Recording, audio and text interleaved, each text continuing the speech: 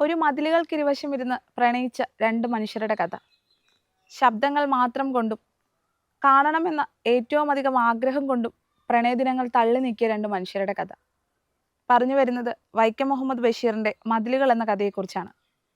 കഥകളുടെ സുൽത്താനായ ബേപ്പൂർ സുൽത്താൻ എന്നറിയപ്പെടുന്ന ശ്രീ വൈക്കം മുഹമ്മദ് ബഷീർ എഴുതിയ ഏറ്റവും ക്ലാസിക് ആയിട്ടുള്ള ഒരു കഥ.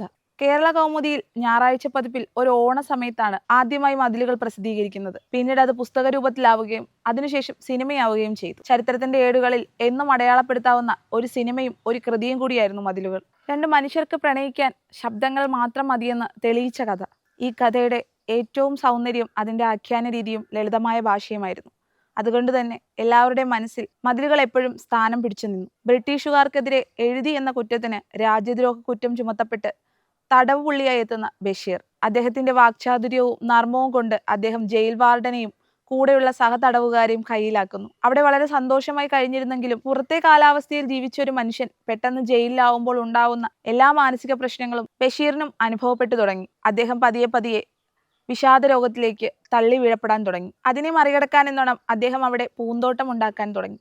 നിറയെ പനിനീർ പൂക്കളുള്ള ഒരു വലിയ പൂന്തോട്ടം. അദ്ദേഹം അതിൽ മുഴുകിയിരിക്കുമ്പോഴും ഏതോ ഒരു ഏകാന്തത അദ്ദേഹത്തെ വേട്ടയാടിക്കൊണ്ടിരുന്നു. ജയിലിനുള്ളിലെ മതിലിനോട് ചേർന്ന് തന്റെ പൂന്തോട്ടത്തിലൂടെ ചൂളമടിച്ച് നടക്കുമ്പോൾ മതിലിന്റെ എതിർദിശയിൽ നിന്നും ഒരു സ്ത്രീ ശബ്ദം അദ്ദേഹത്തിനെ തേടിയെത്തി. അതിങ്ങനെയായിരുന്നു: ആരാണ് അവിടെ?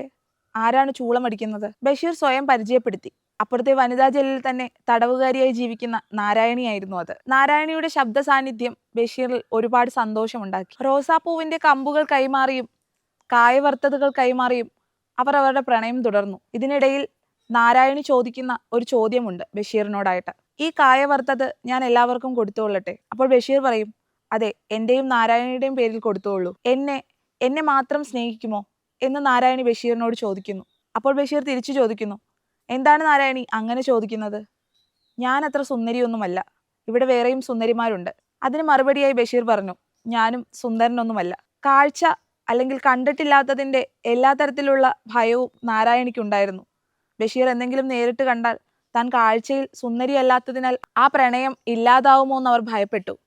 എന്നാൽ ആ ഭയത്തിനെ ഇല്ലാതാക്കുന്ന തരത്തിലുള്ള ബഷീറിന്റെ മറുപടികൾ നാരായണിയിൽ പ്രണയം വീണ്ടും ഉണ്ടാക്കി. ഈ വാക്കുകൾ കേട്ട് ഞാനിന്ന് കരയും എന്ന് പറയുന്ന ഒരു സന്ദർഭമുണ്ട്. രണ്ട് മനുഷ്യർ തമ്മിലുള്ള പ്രണയത്തെ ഇത്രയും ലളിതമായിട്ടും വ്യക്തമായിട്ടും എഴുതി കാണിക്കാൻ ബഷീറിനോളം കഴിവുള്ള ഒരു എഴുത്തുകാരനുണ്ടോ എന്ന് സംശയമായി തോന്നും അപ്പോൾ നമുക്ക്. ശക്തമായ പ്രണയം രണ്ടുപേരും മുന്നോട്ട് പോയിക്കൊണ്ടിരിക്കുമ്പോൾ തന്നെ എല്ലാ കാമുകി കാമുകന്മാരെ പോലെയും അവർക്കും കാണണമെന്ന ആഗ്രഹം ഉള്ളിൽ ഒതുക്കുകയുണ്ടായി. അങ്ങനെ ജയിലിലെ ആശുപത്രിയിൽ വെച്ച് അവർ പരസ്പരം കാണാമെന്ന തീരുമാനത്തിലെത്തുന്നു. അന്ന് രാത്രിയിൽ നിറയെ സ്വപ്നങ്ങൾ കണ്ടാണ് രണ്ടുപേരും ഉറങ്ങിയത്. നാളെ തന്റെ പ്രിയതമനെ കാണാമെന്നുള്ള ആഗ്രഹത്തിൽ നാരായണിയും നാളെ തന്റെ നാരായണിയെ കാണാമെന്ന ആഗ്രഹത്തിൽ ബഷീറും ഉറങ്ങുന്നു. രാവിലെ ഉറക്കമുണരുമ്പോൾ ബഷീറിനെ കാത്തിരിക്കുന്നത് താൻ ജയിൽ മോചിതനായി എന്ന വാർത്തയുമായി കാത്തിരിക്കുന്ന ജയിൽ വാർഡനെയാണ്. ആ വാർത്ത ബഷീറിൽ അതിയായ ദുഃഖമുളവാക്കി. ജയിൽ മോചിതനായി എന്നുള്ള വിവരം പറയുന്ന വാർഡൻ പറയുന്നു: പ്രിയപ്പെട്ട ബഷീർ, നിങ്ങൾക്ക് സ്വാതന്ത്ര്യം ലഭിച്ചിരിക്കുന്നു.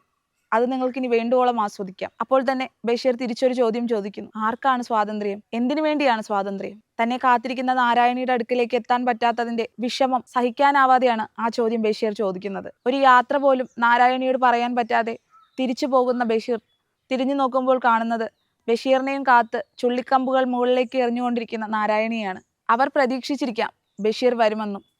ചിലപ്പോൾ അവർ ഒരുപാട് നാൾ കാത്തിരുന്നിരിക്കാം ബഷീർ ഇനിയും ആ മതിൽക്കൽ വന്ന് നാരായണി എന്ന് വിളിക്കുമെന്നും. പക്ഷേ ഒരുപാട് സ്വപ്നങ്ങൾ ബാക്കി നിർത്തി നാരായണിയുടെയും ബഷീറിന്റെയും കഥ അവിടെ അവസാനിക്കുകയാണ് ചെയ്തത്. നാരായണിക്ക് മംഗളം നേർന്നുകൊണ്ട് ഉണങ്ങിയ ചുള്ളിക്കമ്പുകൾ ആകാശത്തിലേക്ക് ഉയരുന്നതും കണ്ട് ഏറെ വിഷാദനായിട്ടാണ് ബഷീർ തിരിഞ്ഞു പോകുന്നത്. ഒരിക്കലും ഒന്നിക്കാനാകാത്ത പ്രണയത്തിനെ കുറിച്ചുള്ള കഥകൾ ഒരുപാട് വായിച്ചിട്ടുണ്ടെങ്കിലും ഈ കഥ എന്നെ സംബന്ധിച്ചിടത്തോളം വളരെ നോവുളവാക്കുന്നതാണ്. രസകരമായ ഭാഷയിൽ ബഷീർ അതിനെക്കുറിച്ച് വർണ്ണിച്ചിട്ടുണ്ടെങ്കിലും വായിച്ചു തീരുമ്പോൾ നമ്മുടെ ഉള്ളിൽ ഒരു വിങ്ങൽ അനുഭവപ്പെടും. നാരായണിയും ബഷീറും ഒരുമിച്ചിരുന്നെങ്കിൽ എന്ന് നമ്മൾ ആഗ്രഹിച്ചിരിക്കും. എങ്കിലും സമ്പൂർണ്ണമാകാതെ പോകുന്ന എല്ലാ പ്രണയങ്ങളും സൗന്ദര്യമുള്ളതാണെന്ന് നമ്മൾ കേട്ടിരിക്കുമല്ലോ.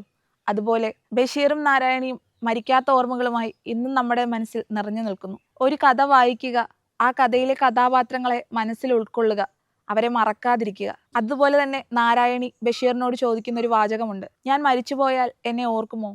അപ്പോൾ ബഷീർ പറയുന്നുണ്ട്: നാരായണിയുടെ അടയാളം ഈ ഭൂഗോളത്തിൽ എങ്ങുമുണ്ട്.